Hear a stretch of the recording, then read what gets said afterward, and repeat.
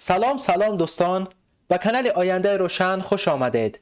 امروز ما به شما توضیح خواهیم داد که چگونه از کلمه های زنیتا، نیزنیتا، سوابودنا در سوال کردن استفاده برید. با ما همراه باشید.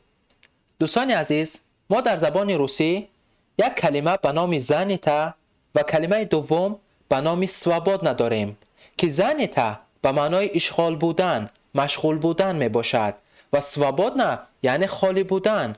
اگر ما این کلمه ها را در یگان جای یا اینکه در یگان مکان استفاده بریم، زنیتا به معنای این می باشد که این جای گرفته شده است، مشغول است و سوابودنا یعنی این جای خالی است.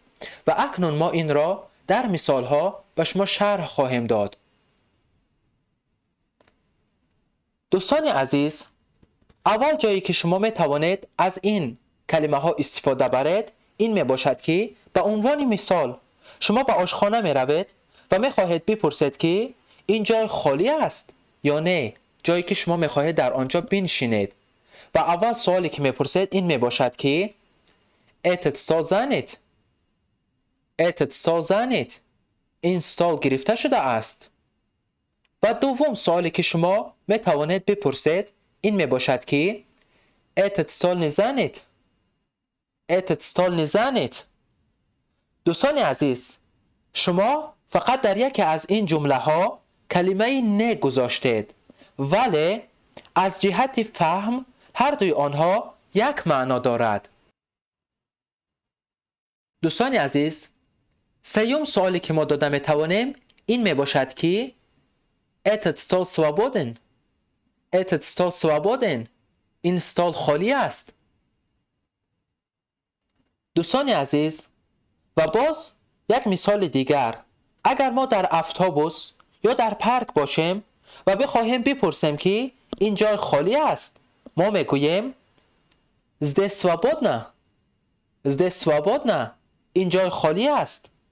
یا اینکه دوم چیزی که پرسیده میتوانیم ما میگوییم زده نیزنیتا، زده نیزنیتا، این جای گرفته نشده است.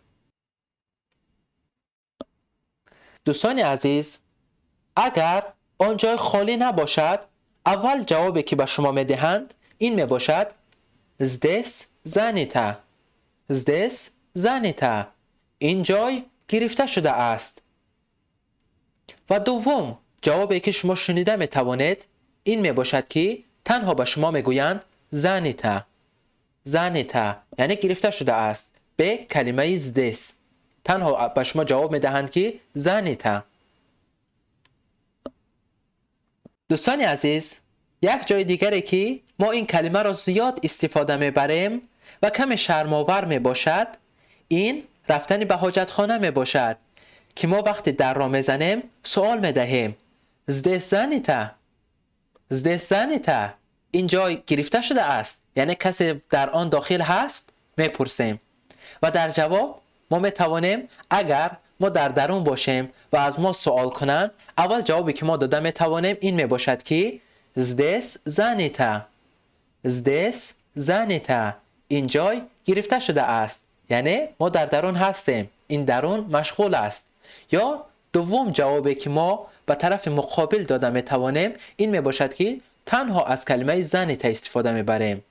زنیتا، زنیتا یعنی گرفته شده است. وقتی از ما سوال میپرسند زده زنیتا، ما تنها جواب میدهیم زنیتا یعنی گرفته شده است، یعنی در درون کسی هست. دوستان عزیز، از تماشا کردن شما منت داریم. برای از درس‌های بعدی ما با خبر شدن به کانال ما ابونه شوید و زنگولچه را زیر کنید. تا دیدار.